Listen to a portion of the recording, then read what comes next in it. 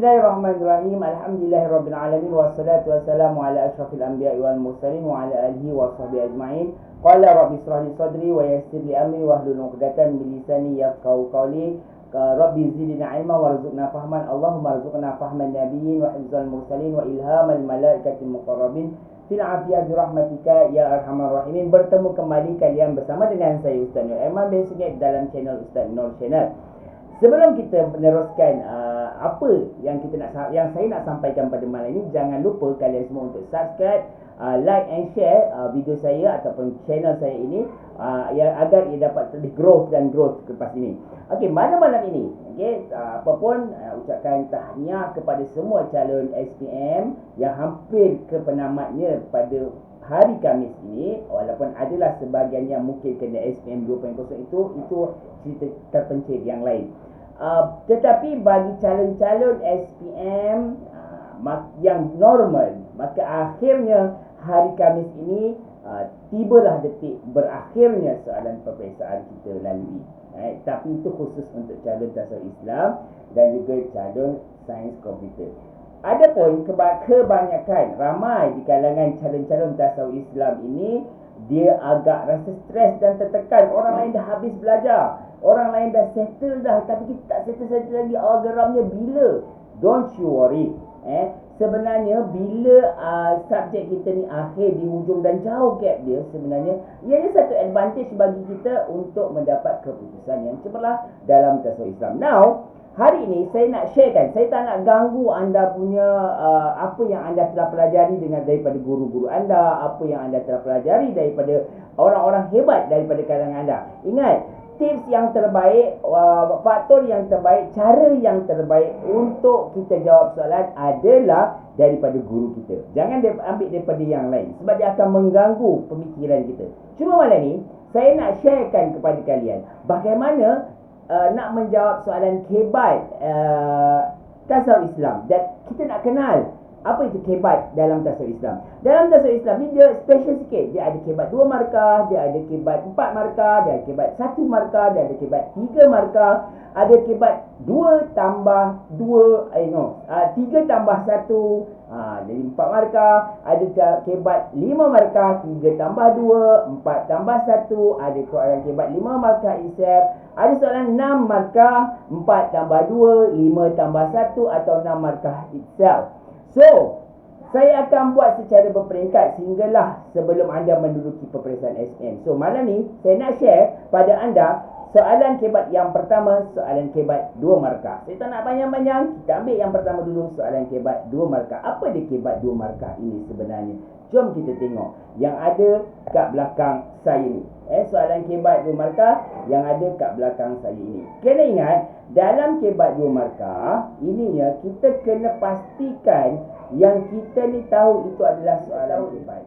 Jom kita tengok apa yang penting dalam soalan kebat 2 markah. Tengok ke atas ni. Dalam soalan kebat 2 markah, anda hanya perlu menjawab 2 huraian, 2 isi dan 2 huraian. Adapun benda dan paling penting, perkara paling penting, tengok sebelah saya ni, iaitu perkataan suka. Apa dia suka? S itu supaya, U tu untuk, K tu kerana, A tu agar. Benda ini yang kita kena ingat. Okey, benda ini yang kita kena untuk menghubungkan antara isi dan huraian. Kalau kita tengok antara isi dan huraian ni, di tengah-tengah dia ni ada tambah. Tambah ini adalah perkataan suka. Pilihlah salah satu. Nak supaya ke, nak untuk ke, nak kerana ke, nak agar. Itu terserah kepada kita semua. Now, jom kita tengok. Jom. Kita tengok soalan 2 markah, kebat 2 markah. Ini soalan SPM 2008. Ni atas ni, soalan SPM 2008. Soalan SPM 2008 ni, dia masa tu belum ada kebat lagi, tetapi dia juga dipanggil sebagai KBKK. Now, soalan dia apa? Kita tengok. Soalan SPM 2008, membelanjakan harta ke jalan yang diredai Allah Subhanahu Wa Taala dapat meningkatkan taraf hidup. Itu adalah stimulus soalan. Nak kenal kebat, dia kena ada stimulus. Nak kenal kebat, dia ada stimulus, dia ada jadual, dia ada hadis, dia ada dalil, dia ada penceritaan sedikit di atas ayat soalan tersebut. Okey, jadi diterangkan sedikit ke atas ni. Kalau kita tengok ke atas ni, yang mana diterangkan sedikit, membelanjakan harta ke jalan yang diridai Allah dapat meningkatkan taraf hidup. Soalan dia, sebagai seorang pelajar, jelaskan dua cara anda berbelanja untuk menyokong pernyataan di atas. Soalan ni kebat.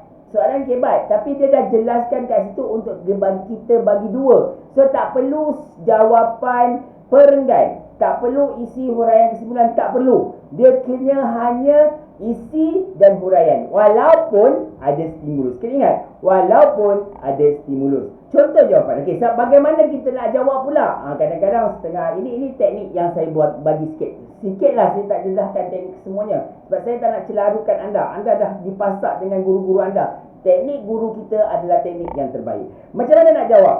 Kita tengok dulu soalan dia, jelaskan. So jelaskan maksudnya dia nak apa?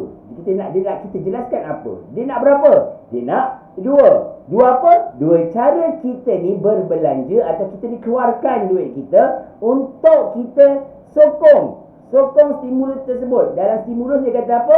Belanja ke jalan Allah dapat meningkatkan taraf hidup. Kalau kita maksudnya berbelanja ni menginfakkan ke jalan Allah. Berbelanja, buatlah sesuatu yang penting ke jalan Allah dapat meningkatkan taraf hidup. Now, kita tengok jawapan yang saya berikan. Contoh jawapan.